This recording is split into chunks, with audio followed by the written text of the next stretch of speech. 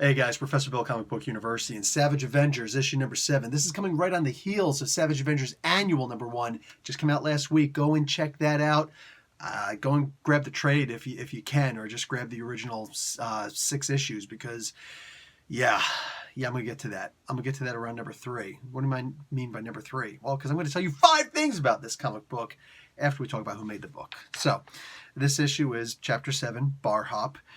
Writer is Jerry Duggan, artist Pat Zurcher, color artist Java Tartaglia, letters VC's Travis Lanham, cover David Finch and Frank D'Armata, graphic design by Carlos Lau, and yeah, good enough. The Avengers were created by Stan Lee and Jack Kirby. So check this out. Number 1 on this list is Dr. Voodoo.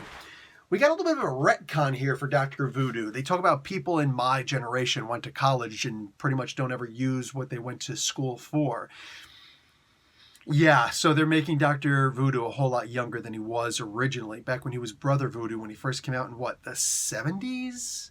It might have been this. I don't think it was the 60s. It had to have been the 70s that he came out, like mid-70s that he came out. Because, wow, this is an old school character. And that's one of the reasons why I always loved the character, is because he was always wise beyond his years. Because, hey, well, now I guess he's just going to have to be wiser beyond his years, because they are separating. They are making him younger. Maybe it's because the whole relationship between him and Scarlet Witch that Zub is trying to push that nobody else cares about. I don't know, but yeah, so they're making him younger by saying that one line that was actually rather important. I almost walked right past it. I'm just like, wait a second. Went back and reread it. They're retconning his age. Okay, cool. Marvel sliding time scale. I get it. Let's talk about number 2 on this list, and that is Elektra. I loves me some Elektra. I may have said this about 1 billion times before. Here's 1,000,000,001. Elektra comes in here and she just starts killing a bunch of hand members. Mind you, hand members are not actually alive. They're dead. They're already dead. So with Doctor Strange in the background in his astral projection form, he's having a conversation with her and he's okay with her killing. He actually talks about, I'm going to go kill Kulan Goth, and points out that Kulan isn't actually a human. So there's that. Okay, cool. I see where this is going. One thing I do have to question, though, is how is it that Elektra is able to see Doctor Strange in his astral form? Because you can't see someone in their astral form.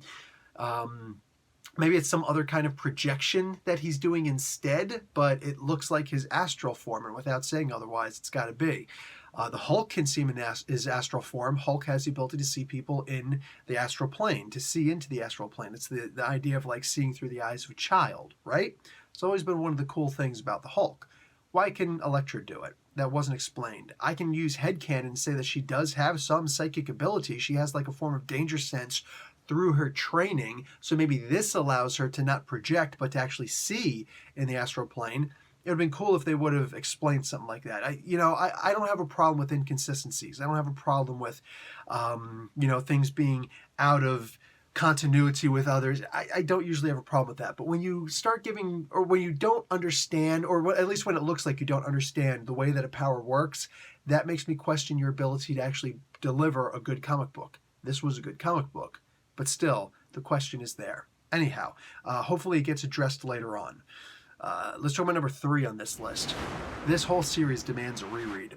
I don't like to squelch, and I'm not going to squelch on what I'd already said about the previous issues of this comic book. The ones that I loved. The ones that I didn't care so much about, it's because they just weren't really that good. They were boring. There was a lot of boring stuff there. Unfortunately, that boring stuff, it turns out, was a lot more important than I expected.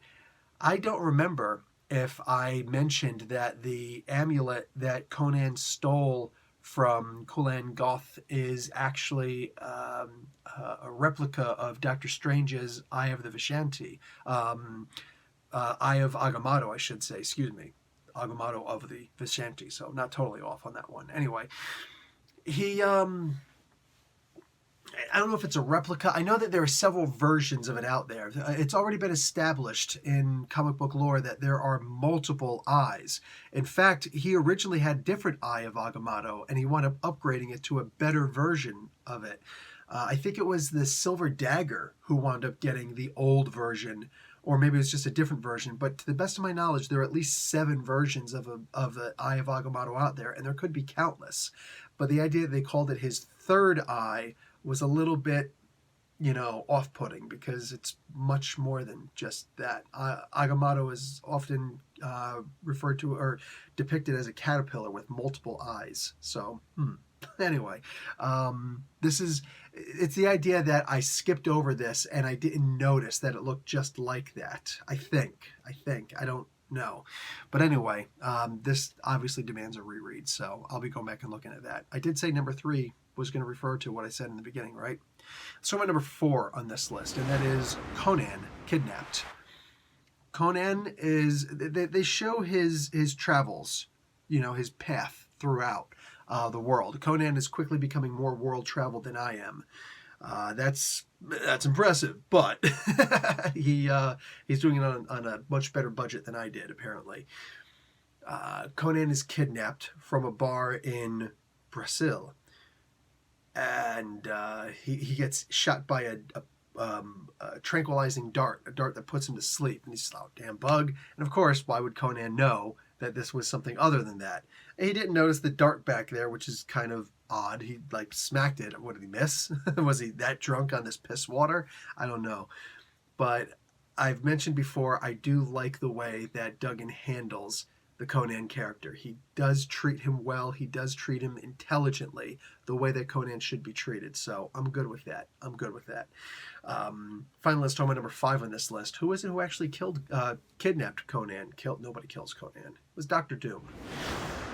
Yeah, wow. We're doing this already, huh? Okay, might as well just get this out the way, baby. Might as well get this out the way. I would kind of hope that Doom would have been known to Conan by the time that they met each other. Like, I've heard of you, sorcerer.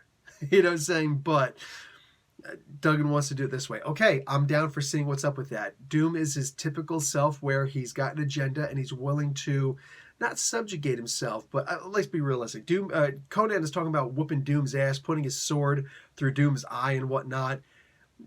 Doom's the kind of guy where it's like, I'd like to see you try. You know what? Here, take the first shot.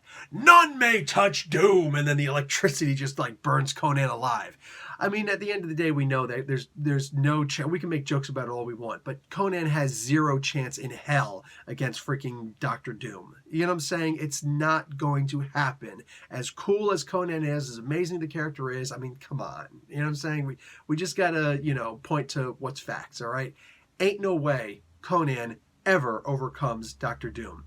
If that happens in here, it damn well better be something at least partially believable. No, it better be damn well believable, because most of us say Doom is the best. What the frick, man? You can't squelch on Doom. All right, so that's just me trying to predict even the future. I'm just looking at this as, for right now, Doom in this book is awesome. Also, Billion and Second Time loves me some Elektra. Is an awesome cover. Love this stuff. Anyway, guys, good book. Consider getting the trade paperback for the first volume if you didn't read it yet. If you already grabbed some of the issues, like the first couple, try and grab the next issues, because, yeah, there's some stuff that we clearly missed. That I clearly missed. I'm not going to put this on you. That's like, what's up with that? Anyway, guys, moving on. Professor Bill, Comic Book University. Class dismissed.